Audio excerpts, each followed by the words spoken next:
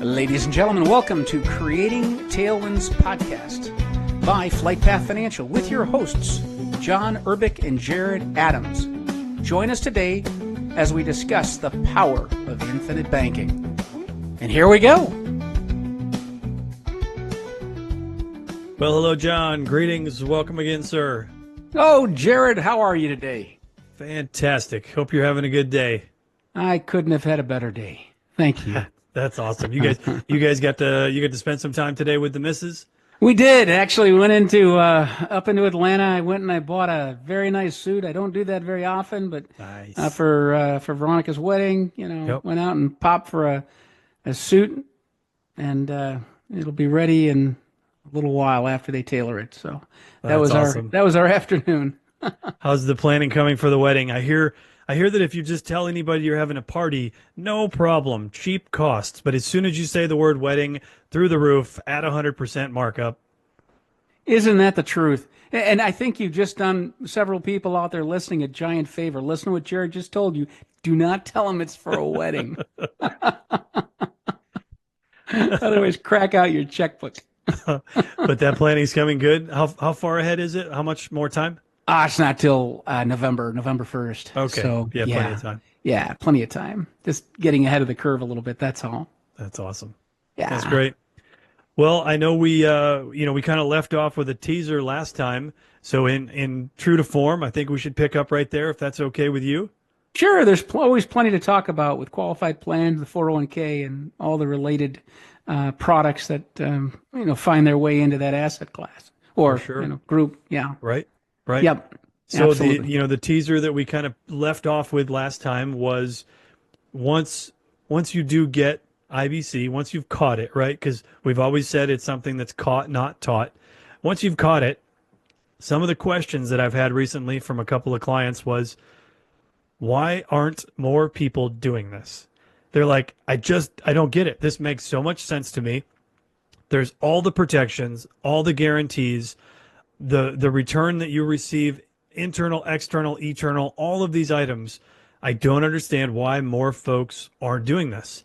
So, in true form, to stick to our little teaser, what are your thoughts on that? What do you think the answer is? Well, I've always told you I follow the money. I think that answers so many questions in life, answers so many questions in economics. And you've got to look at the economic motivation out there. There's literally hundreds of millions of dollars that are spent every year. Maybe it's 100. Yeah, probably is in marketing costs from these massive banks and the giant fiduciaries of the world who take people's money and invest it, as they say, for them. And really, their objectives are to make as much money as they can for their companies, not for the individual investors. They've just got to provide a product that somebody will go to and say, yeah, okay, I'll do it. And most people are not sophisticated enough to sift through all of the different choices, asset classes, and understand what's really happening behind the scenes. And those that are sophisticated, oftentimes it's a paradigm that we are all following because it's what's been given to us. The 401k, where are you going to put your money? Your accountant says, hey, you can save 35% this year on X number of dollars if you just throw it into a qualified plan. Okay, great, I'll do it. I'll put it into a 401k. I'll put it into a 403b. I'll put it into my HSA, the health savings account, because I'm going to save money. The big question is, are you? That's right. I think we can make a very, very strong case that you're really not. It's really not the great, panacea that people think it is. You were talking about, following the money and taking a step back on that. I'm going through How Privatized Banking Really Works, a book by Carlos Lara and Robert Murphy, really peeling back some of the banking, I guess, secrets is a better way to say it. And when you follow some of the money, I mean, I really enjoyed the story that he told about going all the way back to ancient Roman times in terms of when Caesar would clip the coins, basically, taking a little bit off the coins to then create more coins so that he could cover the various expenses that the government always outspent, and there was never a time when the government lived within their means in terms of a budget. So he would clip those coins, and so what happens now? The guy down at the fish market who's selling a fish for a single coin, he puts the coin in his pocket after he's handed you the fish, and then as he's going back through it, he looks and he goes, "What the heck? That one looks different than the other ones. That's not the same coin that it was." Clearly understanding that it was, some portion was taken away from it. And so what happens the next time the guy shows up there to buy a fish? He'll get a fish, but it's going to cost him 2 coins. Right. And it's right. like just this easy scenario of what it looks like for an inflationary environment to occur. You have to have a Federal Reserve system that's just printing money. And so when you have that, you're automatically increasing the supply of the dollars that are out there and therefore decreasing the value. And then you also have this fractional reserve banking system of which you only have to hold 10% on for the actual deposits. And now you've just made up money out of thin air. So when you say follow the money, you could not be more spot on. In both of these cases, who benefits? The government gets their first pick at the bonds that they're selling in order to, spend all the money that they need to cover the programs that they've promised. And then the bankers are making a boatload of money off of our money sitting in some deposit account. So, those follow the money chains alone. You could spend, 4 or 5 podcasts just talking about those topics, but, just kind of putting them into a more condensable version of that. And it's not even 10% anymore, Jared. They've all but lifted that. They can go to practically zero in reserves. I mean, it's ridiculous. I saw that. And people running what they're doing, if you're looking how successful these qualified plans have been, they have not been that successful. Just look at, without going into the numbers, we covered a lot of this last podcast, but they're not hitting the numbers that they need to hit. I mean, the median income America out there, they might have 50, 60, 70 grand in a 401k. That's going to augment their retirement when they're going to spend, some people are going to spend as many years out of, in retirement as they did in their working years. Right. There is no way that is going to work. This paradigm will crash and burn. And so, I went in and I looked at how much money is being extracted out of these systems. Something as simple as, and we talked offline about the HSA, health savings account, right? Yep. If you're going to use it in that year and you're in the 30% tax bracket or whatever tax bracket, I guess it makes sense to cycle the money through there. But I can't tell you how many people are saying, look, this stuff's tax free. I'm going to dump as much money as I can into this thing that the law will allow, and I'm just going to roll it year to year to year. And I'll keep it there for 20 years. So they got a depreciating asset to begin with. What can people do? Yep. And the clear answer when you look at this stuff is set up an infinite banking contract. Yep. Pay the taxes now. Yeah, it stinks. Get them out of your face. Throw it into these contracts, and you're up and running. Now, when you go to buy a car, I just financed and flipped one real quickly here at 9.1% was the interest rate. Well, I just moved that real quickly over to my IBC contract at 5%. So I'm saving 4% on a contract where I'm paying back to a company that I own, so I'm getting dividend income on that. It is a beautiful structure. Yeah. You were talking about the HSA and the 401k and the various products that are, within Wall Street and with these outside entities. And that's, something that we haven't really talked about a lot. And it's the common sense involved with, we say life insurance. And I think this actually kind of gets back to one of the answers to our initial question. Why don't more people do this?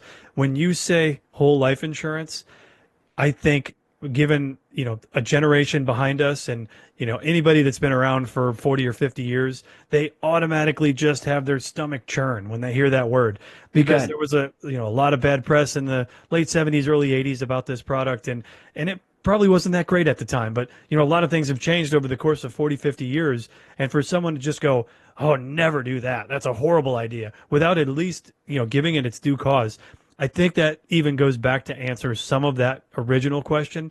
But it brings me back to what you're saying here with the HSA and the various accounts, to say that a life insurance contract is an agreement between like-minded parties. You are not in an agreement with a like-minded party when you give money to your mutual fund, when you give money to your HSA. You are in an agreement that is structured for their gain. Now, they're going to let you have some of the nuggets off the top, but it's structured for their gain. And when you put money into a bank account and they can then loan it out and, cause inflation in itself. This is not set up for your gain. It's set up for theirs. So there's also a small kind of, double answer that sits there between why aren't folks doing this and I follow the money in terms of where this all goes. Yeah. Well, I don't know, did I say that right? Would you agree with that? No, you are right. And I was trying to find something here. There's a piece by Ryan Griggs. He's an IBC practitioner, great guy. Yep.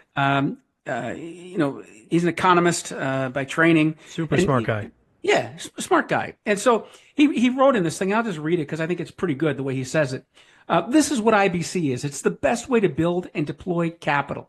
And those who fail to build and deploy capital under their own control will be dependent on those who do. The reverse implication of Nelson's golden rule, and that golden rule is he who makes the gold or holds the gold makes the rules. That's right. Infinite banking is for people who refuse to be financially dependent. Yep. And I can't tell you how much I agree with that statement Ryan made. Yeah, that's spot on. Yep. Yeah, so that kind of brings us back to the 401k fallacy discussion that we were having previously. Were there any points that were left off on the previous? Any other, stuff that had brought to mind? There are many, many roads we could go down, and the one thing that we might touch on is the idea of the future value of the collateral is almost always uncertain. And when you're in a qualified plan, you're in a 401k or an IRA, not only do they make the choices for you, you think you're making choices, you're not. All they're doing, if you look at what they hold in these different value funds or dividend funds, or give them a name, it's a lot. Most of it is the same darn stuff. It's same companies. Sure. It's just a reallocation of percentages is all it is. But the bottom line is that rate of return, the money that you're planning on retiring with, is uncertain. You have no idea what it's going to be at the end of the road. And an important concept we've never talked about it here, I don't think, is sequence of returns. Sure. If you look at the ups and downs of the markets, we should do a podcast on the business cycle. That would be a great one. That's the one. Oh, yes. And then I would like to do one on the business cycle, and I'd like to do one on what is money, and then what impacts money. Yep. The stuff people think they actually control. Those would be two great topics for us. But back to the sequence of returns, it all depends. So let's say you've done okay with your retirement plan, your 401k, and then you have a downdraft. In this business cycle, it comes, the booms and busts come like clockwork. And when they hit, what if that is the year before you're due to retire? Or what if it is in the year you retire? And now you're going to start pulling money out of this thing, and you're pulling it from a point 30% less than where you started just the year before. So now it's much more impactful on how long that money is going to last. So you're either going to have to take less in an inflationary environment where the money is becoming worth less and less, or you're going to have to augment that with something else. And I think that's the direction that many people who might be listening to this are going to be going into and do not even realize it. Go to Walmart anymore. Go to Home Depot. Go to Lowe's. Who's working those aisles? Those are all retirees. Why are they there? Ask yourself. It's because they don't have enough money. They need more money. It's gone. Their retirement savings plans just aren't keeping up. So the smartest things, I can't emphasize this enough, Jared, the smartest things that we can teach the younger generations is to get into these things early, because it's worth hundreds of thousands of dollars to them over their careers. It truly is. I'd love to show it to them. Sure. You just got to get out there and show them.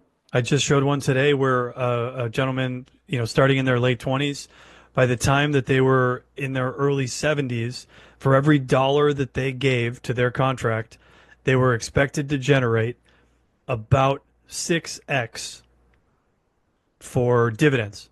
Right. So for every dollar they gave, 6 was being generated. And this was just a regular paying a $1 premium. And that's really not all that fantastic. That was a pretty conservative look. I actually peeled that back a little bit just so that I wasn't making it look like, it was something that it wasn't. And looking at that, some of them I've seen, if you start in your early 20s or a juvenile policy, you're 10x by the time you're in your late 60s. For every dollar you give, you're generating 10. And that's that's just adding to the cash value, which is your, you know, the equity of your death benefit. So that, what the actual death benefit's doing in itself is a whole nother story. Again, this gets complex kind of quick. It's a little easier to show when you can, put some numbers to paper. We'd always love the chance to do that. But when you can see the power of the uninterrupted compound growth, it's pretty amazing to see. And to go back to your original point where you were talking about, you have no idea. I can't guarantee, you can't guarantee. None of us have a crystal ball to know, what the market may be. Are we in a down cycle? Are we in an up cycle? Who knows? Nobody can really get that far in advance on the non-guarantees. Why not lock in something that's a guarantee? You can look on the left side of some of these contracts before you even sign the dotted line. They will tell you exactly what they are guaranteeing you. And that's not a guess. That's not a business cycle up or down.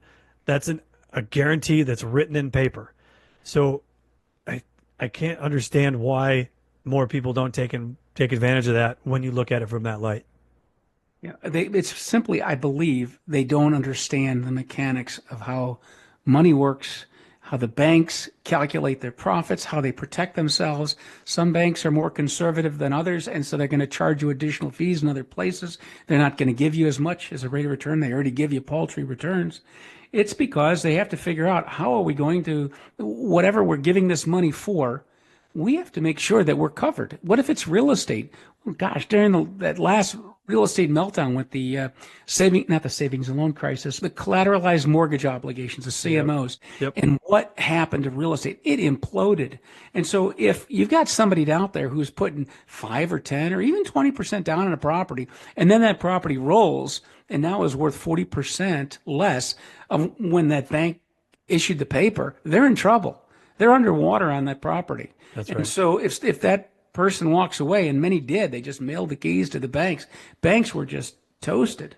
And so they're very, very concerned about getting their money back. Whereas in a whole life contract, if we build somebody an IBC contract, that uncertainty is entirely eliminated. Yep. With all other assets, the lender cannot, and I'm going to quote Brian Griggs on this one because it says it here, which I think is pretty good the way he said it. With all other assets, the lender cannot guarantee the future value of the property.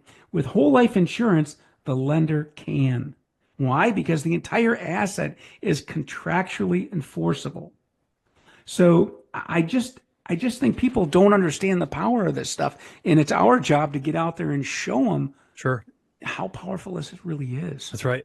But the term product is such a common product, right? So when It is. you pay for that over the course of 10, 20, 30 years, and then, hopefully at the end of 30 years, you have nothing to show for it. That's usually the goal with term insurance.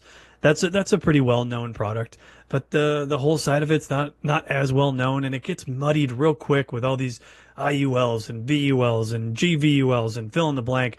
I mean, we're talking about strict, properly structured, dividend paying, whole life insurance, ideally from a mutually owned company. Like that's it. I mean, it couldn't get any more vanilla than that. So there's a lot of muddied waters out there. I think that's another, reason for the either misinformation or just no information at all when you can put all that piece together. Well, beginning back, I don't know, when 401ks came into vogue, right? And everyone was going to become a stock market expert. Everyone's watching the charts. Everyone's following the momentum, moving averages. There's 100 different techniques out there. We see them all the time. But what we're doing is not new. Our grandparents, our great grandparents, this was their bread and butter. This is where people save their money. They would buy U.S. savings bonds, and they would buy life and cash value life insurance. And it was their McDonald's. Walt Disney would not exist without cash value life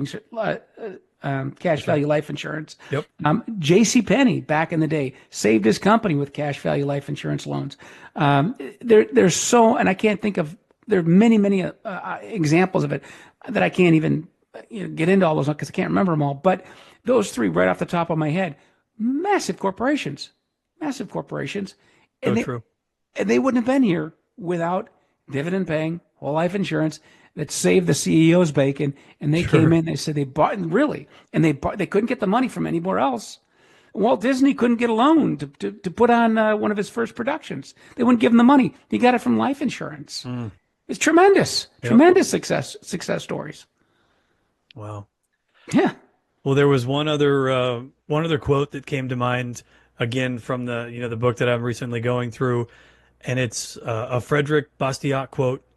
Yeah. It says, "There is in all of us a strong disposition to believe that anything lawful is also legitimate."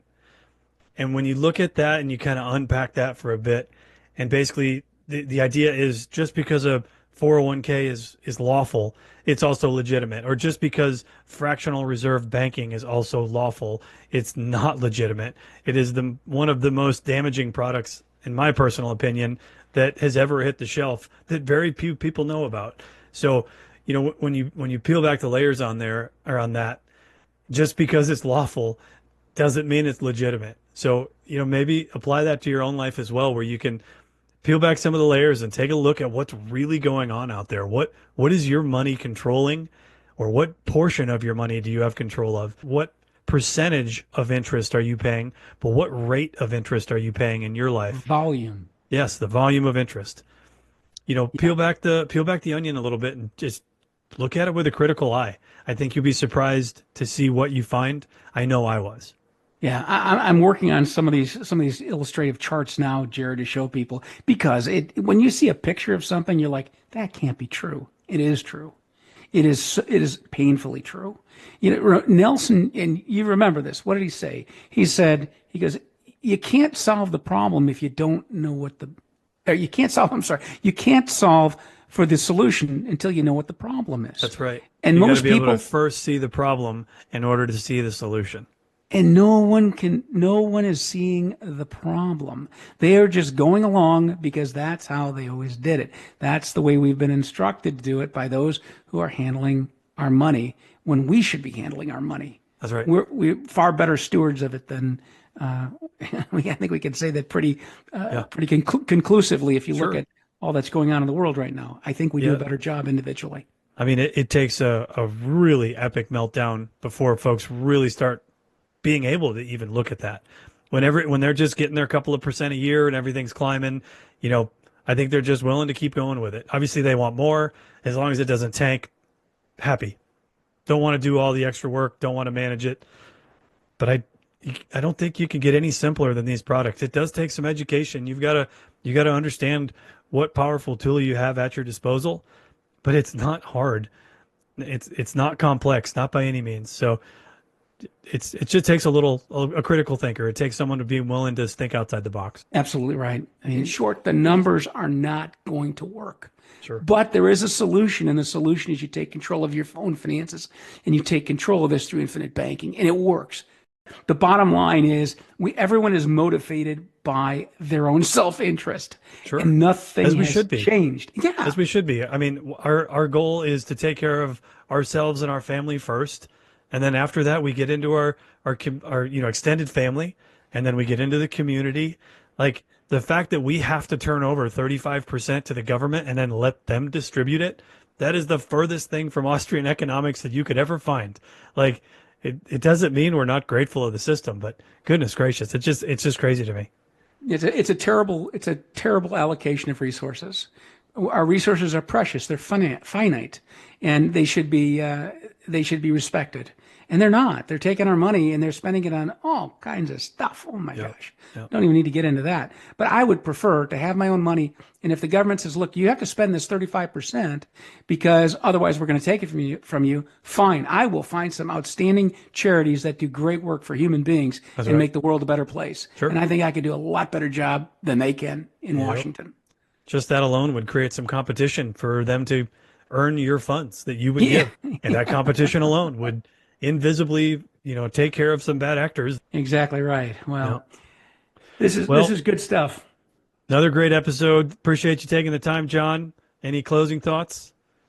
No, I look forward. Maybe we could talk about you and I should sit down and talk about what we want to do on the next podcast. I was thinking about money, just talking about money and how money works for people. and you and I can bat that one around or come up with something different. And anybody out there, if you've got a specific topic as it pertains to economics, Austrian economics, or infinite banking, we would love to hear from you. I completely agree. Would love to hear from anyone listening on, maybe a couple of questions. If we build up a little bank, we could build up some questions and knock out 5, 6, 7 questions in an episode. I think that's a great idea. Well, I do too. I think we should do that. So, well, all right. It's Sunday evening. It's been a great day. And Jared, I so appreciate you with your busy schedule, getting together and keeping us on track to get these podcasts out on the air to educate people. It's my pleasure. Great to be with you, John. We'll talk to you soon. Great to be with you too, Jared. Thank you. Take care. We'd like to thank you for tuning in to today's episode of Creating Tailwinds podcast with your hosts, John and Jared. As always, we welcome your questions and critiques. You can reach us through the Contact Us tab at flightpathfinancial.com. Remember, it's all about how you think. As Nelson Nash has said about infinite banking, give it your close attention, and it can make a radical improvement in your financial future.